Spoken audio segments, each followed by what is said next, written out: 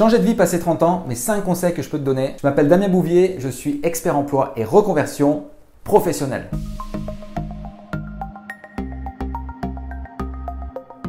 Alors, je suis très content de te retrouver dans cette nouvelle vidéo YouTube.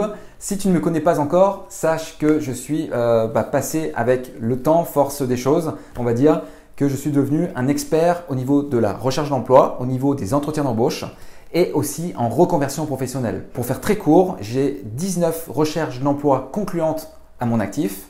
Tout ça dans 3 pays, en France, en Suisse, au Canada, où j'ai vécu 7 ans. Voilà, j'ai décidé en 2018 d'ouvrir blogtravail.com, qui est un blog, un site avec des conseils, des articles et des formations pour t'aider à te reconvertir et à performer dans tes recherches d'emploi et surtout à décrocher l'emploi de tes rêves. Alors arrivé à 30 ans, je ne sais pas quel âge tu as, tu dois probablement être dans la trentaine parce que sinon tu ne serais pas sur cette vidéo. 30 ans, c'est un tournant, on arrive à un tiers de notre vie et c'est complètement normal de se poser des questions sur sa vie. Personnellement, j'ai 36 ans et ça m'est arrivé plus d'une fois de me réorienter et de savoir, de me demander plutôt, est-ce que ma vie est alignée par rapport à qui je suis et est-ce que je me connais si bien que ça? Tous les 10 ans, c'est des caps. Donc 20 ans, 30 ans, 40 ans et c'est normal. L'être humain a besoin de repères dans sa vie. Et quand on arrive dans ces moments précis, beaucoup de questions viennent en tête, ça peut embrumer l'esprit, embrumer la tête et on se sent comme perdu à savoir qu'est-ce que je vais devenir, quel tournant prend ma vie et est-ce que je fais les bons choix pour moi et ma famille. Donc par exemple, des questions qu'on peut se poser, c'est est-ce que je suis à ma place? Est-ce que je suis heureux dans mon activité? Et est-ce que c'est vraiment la vie que je veux vivre? Est-ce que ça va me convenir? Donc toutes ces questions-là, je te rassure, c'est normal, c'est logique de se les poser. Et même si je pense, par rapport aux personnes que je peux rencontrer qui sont à fond dans leur travail, à fond dans leur vie et qui ont toujours une banane énorme quand ils sourient, quand on parle avec eux, ils ont des moments de questionnement. Donc déjà, si je peux t'ôter un poids de la tête, relativise, ok, tout se passe bien et c'est normal de se poser des questions. Alors le premier conseil que je peux te donner, c'est de te reconnecter à toi-même. C'est pas avec les autres, c'est pas avec ta famille, c'est pas avec donc tes meilleurs amis, c'est pas avec tes potes, avec tes collègues, c'est avec toi-même. On parle de changer sa vie, on parle de changer de vie, sa propre vie. Donc en fait, c'est faire le point sur ta vie actuelle en ce moment et si tu as besoin de prendre un break, donc de casser ta routine, de casser les habitudes de ta vie actuelle, fais-le. Le premier moyen, c'est par exemple de partir en vacances. Tu peux déconnecter, il y a des personnes qui ont besoin juste d'une semaine ou deux, plus 2 semaines, pour se reconnecter à soi et définir des nouveaux objectifs et définir les nouvelles directions qu'ils veulent prendre. D'autres, ils ont besoin de plus de temps, comme par exemple de démissionner, d'arrêter leur emploi actuel et de se dire « Ok, je prends un break peut-être de 6 mois et dans ces 6 mois-là, je voyage, je prends du temps pour moi, je prends du temps pour ma famille et là, ça va me permettre de réfléchir. » D'autres, ils vont avoir besoin de partir méditer, de faire une retraite méditative. Perso, c'est ce que j'ai eu besoin de faire. Je suis un garçon assez spirituel quand même et j'ai besoin de me retrouver seul et c'était une excellente occasion pour moi de partir méditer.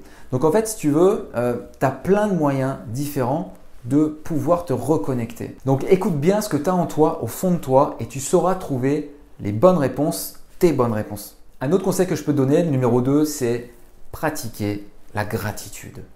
Être reconnaissant pour ce que tu as en ce moment autour de toi et dans ta vie. Pourquoi faire ça? Pourquoi pratiquer la gratitude matin et soir? C'est pour te forcer et travailler sur ton positivisme.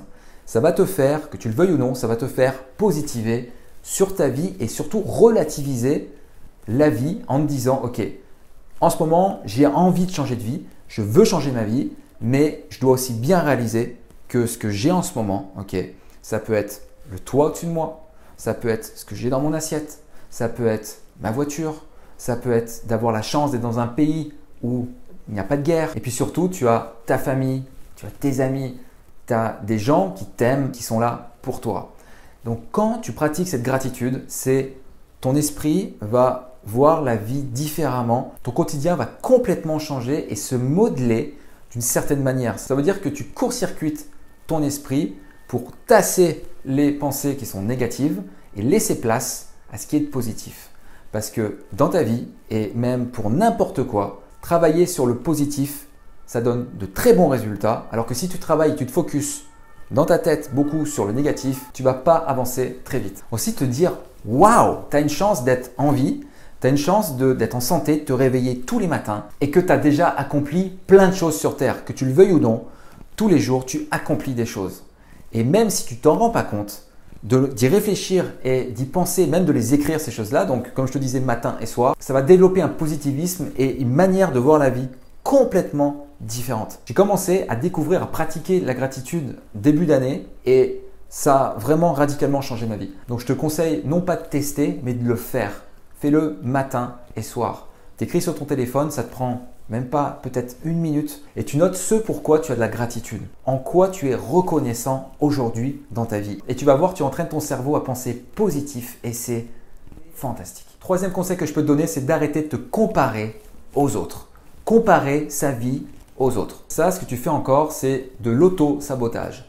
Ta situation, elle ne changera pas pour ça. Ce que ça va te générer, ça va te générer de la souffrance. Ça va te générer aussi de la jalousie envers ces personnes et ça ne va pas du tout contribuer à ton bonheur. Si toi aussi tu as du succès, tu aimerais qu'on te dise franchement bravo et comment est-ce que je peux faire moi aussi pour accéder à ce succès, à cette réussite. Donc au lieu de comparer sa vie et d'envier les autres, c'est de s'inspirer de ces personnes et de se dire que ces personnes-là peuvent m'apporter beaucoup de valeur ajoutée dans ma propre vie et grâce à eux, c'est un moteur et je peux progresser dans ma vie, dans mon parcours et pour changer ma vie. Ça va te donner énormément d'énergie de penser comme ça et ça va être un moteur fantastique pour tes projets au quotidien. Donc toutes ces personnes-là, elles vont être une source de progrès pour toi et non d'envie que tu répulses. Quatrième conseil pour améliorer ta vie, changer ta vie, c'est ne pas prendre de décisions trop rapides pour quitter ton emploi. Ici, je veux te parler de préparer ta sortie convenablement et de ne pas te laisser envahir par tes émotions parce que si c'est le cas, tes décisions vont être prises sous le coup de l'émotion. Et sous le coup de l'émotion, quand on est réactif sur une décision importante de sa vie, on va le regretter parce qu'on n'a pas eu toute notre tête et c'est notre comportement à l'instant T qui prend le dessus sur nos pensées qui sont généralement bonnes et prises avec sérénité. Ce qui est important ici, ce n'est pas la vitesse à laquelle tu vas quitter ton emploi. Ce qui est important, c'est d'avoir un plan ultra solide. Pour ton plan, 3 choses. Il faut qu'il soit écrit, il faut qu'il soit réaliste et il faut qu'il soit précis. Tu dois définir ce que tu veux faire pour plusieurs raisons. Tu te sentiras mieux et rassuré et surtout tu seras serein et en contrôle des décisions, des futures décisions que tu vas prendre. Alors récemment, je finissais un livre qui est La puissance de la pensée positive. Je te mettrai un lien juste en dessous de cette vidéo si ça t'intéresse. Et en fait, dans ce livre, l'auteur nous fait poser une question qui est « Vous êtes-vous déjà questionné à savoir pourquoi les personnes qui réussissent, donc les stars, les hommes d'affaires, businessmen, pourquoi ces personnes sont toujours en contrôle ou toujours ils paraissent zen et avec un sourire étincelant. Et bien selon toi, c'est pourquoi? C'est exactement pour ce que je viens de te dire. C'est qu'ils ont un plan. Ils respectent la timeline de leur journée, de leur semaine et ils ont leurs objectifs qui sont définis. Et quand tu fais ça, ce qu'il y a, c'est que tes décisions sont sereines, tu dors sereinement et tout ce que tu vas faire par la suite pour ta vie, c'est plus en contrôle. Donc, tu n'as pas à te stresser. C'est pour ça que ton plan doit être écrit, réaliste, précis et que tu le respectes. Le 5e point, qui est la suite logique des 4 points qu'on vient de voir, c'est qu'il n'y a pas de meilleur moment pour que tu agisses. Comme disait Napoléon Hill qui a marqué le XXe siècle, il n'y a pas de meilleur moment pour agir. Le meilleur moment, c'est maintenant. Et il rajoute une petite chose à ça, c'est que même si tu n'as pas de plan qui est déjà fini, tu peux commencer. Rien ne t'empêche de commencer maintenant. Donc ici, pour bouger, pour engager, pour actionner dans ta vie, ce qu'il faut bien que tu comprennes, c'est que tu n'es pas un arbre.